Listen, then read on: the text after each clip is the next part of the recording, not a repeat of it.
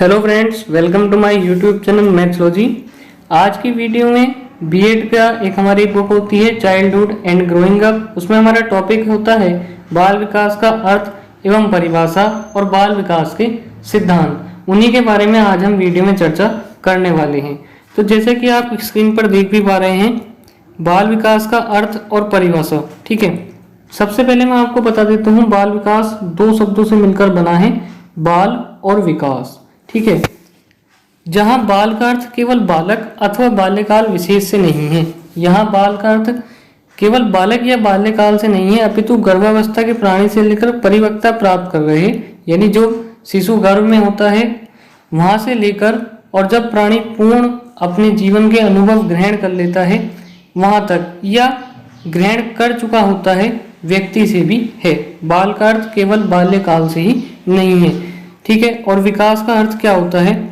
विकास शब्द जो है हमारे लिए नया नहीं है और जीवन के क्षेत्र में हम इसका प्रयोग करते रहते हैं। ठीक है, तथा सामान्य रूप से इसका अर्थ होता है वर्तमान स्थिति में सुधार की ओर बढ़ना।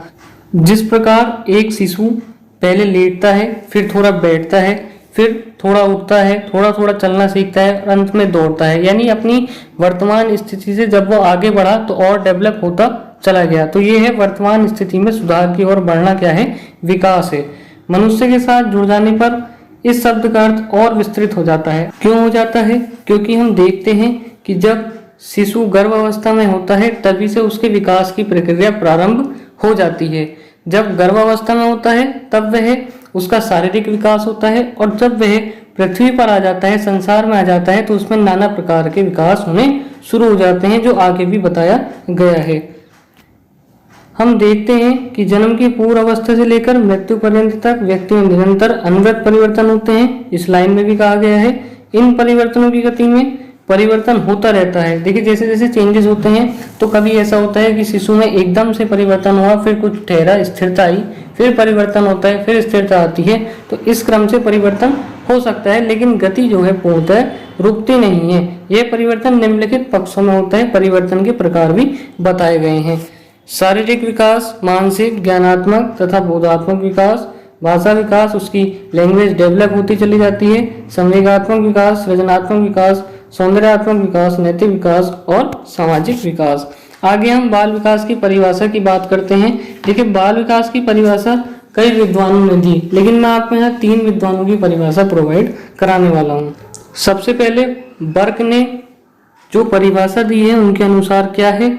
बाल विकास मनोविज्ञान की एक शाखा है जिसमें व्यक्ति की जन्म पूर्व अवस्था से परिपक्व अवस्था तक होने वाले सभी परिवर्तनों को स्पष्ट किया जाता है। जब ये कहना चाह रहे हैं कि जन्म पूर्व अवस्था यानी गर्भावस्था से जब तक व्यक्ति जीवन के सारे अनुभव ग्रहण ना कर ले, परिपक्व ना हो जाए, जब तक के सभी परिवर्तनों को स्पष्ट किया जाता है। क्रो ने क्या कहा? बाल मनोविज्ञान वह वैज्ञानिक अध्ययन है जो व्यक्ति के विकास का अध्ययन गर्भकाल के प्रारंभ से किशोर अवस्था की प्रारंभिक अवस्था तक करता है। इन्होंने खाली किशोर अवस्था की प्रारंभिक अवस्था तक ही बताया है। दूसरा, जेम्स डेवर के अनुसार क्या है? बाल मनोविज्ञान मनोविज्ञान की वह शाखा है जिसमें जन्म से परिपक्व अवस्था तक विकसित हो रहे मानव का अध्ययन किया जाता है। इन्होंने गर्भ अवस्था को छोड़ दिया और जन्म से बताया कि जब व्यक्ति का जन्म होता है वो जैसे जैसे डेवलप होता जाता है और एक परिपक्व अवस्था प्राप्त कर लेता है, तब तक के विकास का अध्ययन बाल मनोविज्ञान के अंतर्गत किया जाता है। ठीक है, आगे आपके विकास के सिद्धांत हैं। बाल मनोवैज्ञानिकों का कहना था कि यदि हम मनुष्य के विकास पर ध्यान दें तो ये कुछ सिद्धांतों पर आधारित है, जो सिद्धांत अब नीचे दिए गए हैं। पहला सिद्धांत है आपका मस्तातोंगी सिद्धांत।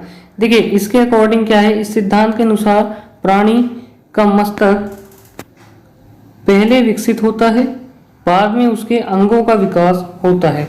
जो आपका माथा होता है, मस्तक होता है, वो पहले विकसित होता है और बाद में अन्य अंग विकसित होते हैं।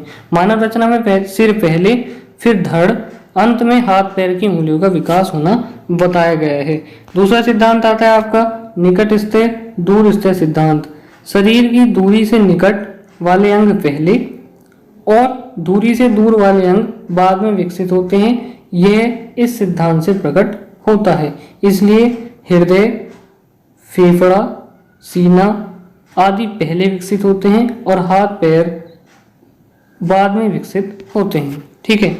थर्ड आपका है भिन्नता का सिद्धांत। हर प्राणी का विकास अलग अलग होता है, सभी का है, चाहे दो सगे भाई हैं तो उनका विकास भी क्या है, अलग अलग होगा और अपने ढंग, ये देखिए गलत हो गया, अपने ढंग में होता है। फलस्वरूप प्रत्येक व्यक्ति में शारीरिक एवं मानसिक भिन्नताएं पाई जाती हैं। विकास की गति एवं दर में भी भिन्नता पाई जाती है।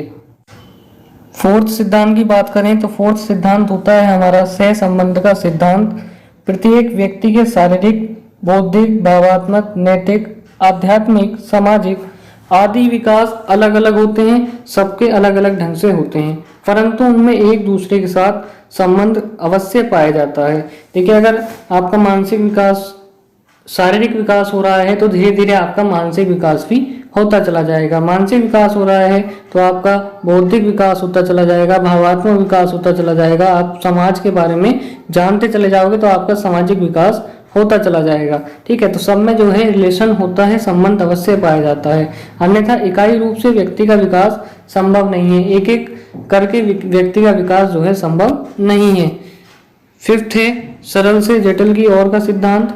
व्यक्ति में पहले सरल क्रियाएं होती हैं, बाद में जटिल क्रियाएं। देखिए कोई भी बच्चा है तो पहले वे सरल चीज सीखेगा धीरे धीरे करके, और जैसे जैसे उसका शारीरिक और मानसिक विकास होता जाएगा वो जटिल चीजें सीखने के लिए भी अपना सीखता चला जाएगा।